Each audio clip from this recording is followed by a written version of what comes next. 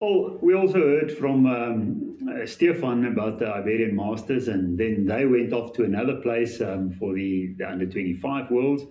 And Greg and his team stayed put where they were in their nice and comfortable setting in this river.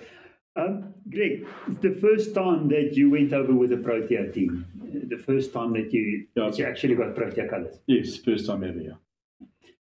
So coming off, let me start backtrack a little bit. When you are going for a very first Protea tour, how's your preparation and what do you do in preparation? Um, I was very reliant on Louis Steyn to help me with all my prep. He was great as far as that goes. He came to my house, helped me prep, helped me pack all my stuff. Yeah, he was fantastic as far as that goes. So I wasn't as in awe as I probably would have been if I had no help from him. Okay, so support is important. Support is absolutely important. Yes. Okay, so some advice to new Protea anglers is to get a bit of a buddy. Yes, To help you absolutely. through it. Absolutely. Yeah. Okay, but then you went over there, but instead of going straight to a World Championships like we normally do, you went to the Iberian Masters. You came out with top score from a South African point of view, absolutely great, fifth place, sailing there, ready. What was your mindset in the first practice day of the World Championships, drawing from the Iberian Masters? Okay, well, the main mindset was the guys that hadn't fished with us at the Iberian Masters that came to join our team, is to get them into what works and how they fish it and all that. So I still did what I learned in Iberian Masters for myself, was into the fish all the time. And then we, as a team, try to work it out so that we could all try and work the same way, which definitely did help. Like I said, unfortunately, if you drew a bad peg, no matter if you were Steve Ringer, it didn't matter. You weren't going to catch a fish. So, yeah, but that was the prep, basically, a bit of my success in the Iberian Masters. If you would have to write down three principles, Yes. Drawing from the Iberian Masters into the World Championships, what was the three things, or what were the three things that you? All right, number one, get your game plan set and stick to it.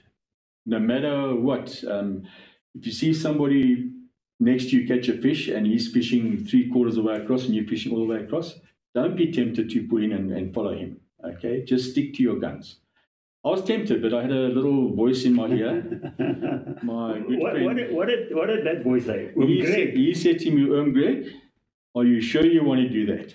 And then I said, no, Jammies, I don't. I'll stick to what we planned. So, yeah, and all the time, every time I was tempted to go a little bit astray, I had a chat to the big man and I stuck to my guns. So that's how it. Jamie was talking to you from all up the there. time. All the time, yes. Was in your ear. Absolutely. Oh. Yeah. He was very proud, I'd say. Yeah, I'm sure. I wouldn't have been there if it wasn't for him, to be honest with you. He was my mentor and a great friend.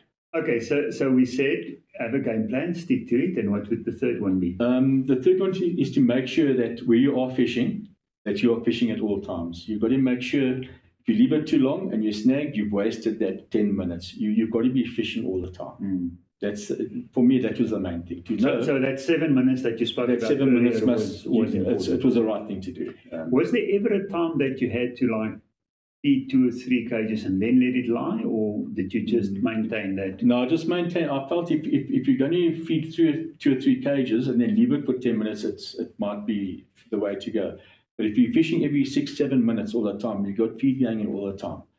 I mean, on the last day, the pig that I sat in, where I think I've got a fifth, the guy next to me was coming first, and he was leaving it for 20 minutes, 25 minutes. And then when I got into my fish, I got a decent fish of 2.8 kilos, and he was blanking, the overnight leader. Then he saw I was fishing. He started fishing exactly the same as I was fishing. And he started... And no, he still blanked. Unfortunately, he started doing it too late. He blanked, yeah. So he went from 0 to 0. But how does it feel when the top gun actually starts following you? Well, I thought, well, okay, so maybe I'm doing something right, Because I know a good couple of times he did get stuck and he pulled his line in and broke off and had climb leaders on and everything. And that wastes time. Yeah. That wastes time. Okay. Yeah. Okay, so the first day of the World Championships. Talk us through that first day. Okay, the first day I sat in A zone, I think it was. No, I'm lying. I was sat in C zone. And I sat at peg also where the guy didn't do that well. But then you say, sorry, the first day. The first day of the World Championships, the horrible day. All right, the horrible day, yeah. I sat in a very bad place. When we fished, practicing everything, we always battled there. So I was basically fishing for a bite. I actually wanted to get a bite. I managed to get 3 fish, 2 small carp and a small sunfish. But I felt I didn't fish as well as I could. I wasn't hitting my spot 100% all the time. And I left it a few times instead of bringing in casting straight away. Okay, so that's an important lesson. Yes. If you don't hit your spot, don't think, I'll just leave it for a while, because you'll leave it for a while and say, okay, maybe just a bit longer. Or so that don't hit the spot. Pull it in and cast again straight away. In the story. Okay, so then what place did you get on that first day? I got 11th on the first day. Okay, which was terrible. Coming out of an Iberian Masters where you 5th overall. No, it's really down. How did you feel after day one? No, I thought, well, that's it. That's me gone, so. Yeah. And then the second day came up. The second day came up, I was totally determined to hit it and stick to my guns. And when you got the peg number? I got the peg number. Also very happy with the peg. It was in the last zone. The guy that sat in the end peg on peg 14, he won it the day before. The guy that sat next to him came second. Then I sat in peg 12, which unfortunately the English guy only caught 1 sunfish there. Yeah. So he battled a bit. But when I saw where I was sitting, I was very happy because there was structure in front of me, and just left of that there was the wall where they put plastic over it because of the floods. I knew if I cast just with the plastic in it, where it goes underneath the trees and whatnot, the fish will be holding there, and I was fortunately I was right. Yeah. Okay, so what did you then weigh that day? I weighed 10.590 kilos. Yeah. For for a second, and the guy that won sat next to me on my left, and he caught 10.690 kilos. It was like 100 grams. It was 100 grams, yeah. Almost a first. Almost a first, yeah. Did you have the winning fish on, or?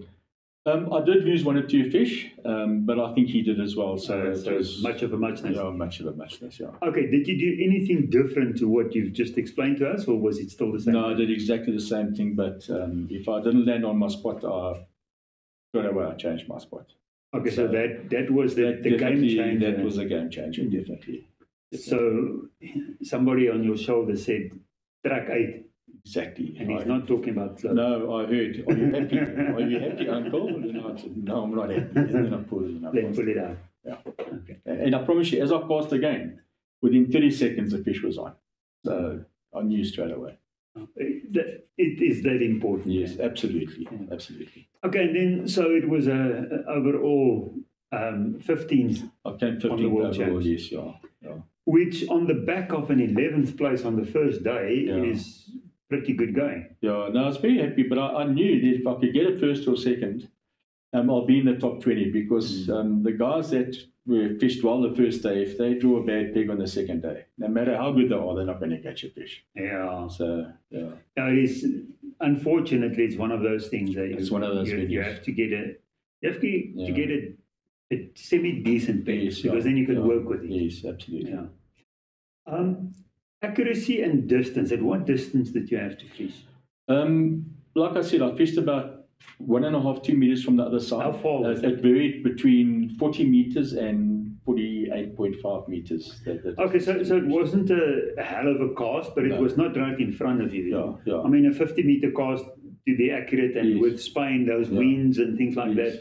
And it was a bit windy, eh? It was windy, yes. The wind pumped a few days, and the river was coming down quite strong as well. So, okay, so and that's why that specific feeder was important. That bullet feeder. Yeah, was it more accurate than anything else? I used either a bullet feeder, a 40-gram one, or else the cage window feeder, which is also 40 to 60 grams. Yeah. So the wind wouldn't take it. Yeah. So and then you had to punch it. Yes. Yeah. Were there any overhanging trees and things like that? You had to go in between the branches? There were a lot of overhanging trees. Yeah. But you had to get as close to that as possible. Yeah. And with a 500 hook link, Yeah, it's yeah. probably not that easy. No, it's not easy. You got to concentrate time. Last question. When you sat down in the plane coming back, Yes. and as you're taking off and you're sitting back and you're thinking about this 3 weeks that you were there and the results, what was going through your mind? Man, there was some sadness basically because I met a lot of nice people over there. Very friendly. The British guys, English guys were fantastic. I was sorry it was over, but I was glad as well because I'm coming home to see my wife. I missed her a lot. And and then also thinking, well, next year's Portugal, let's see what we can do there. Yeah.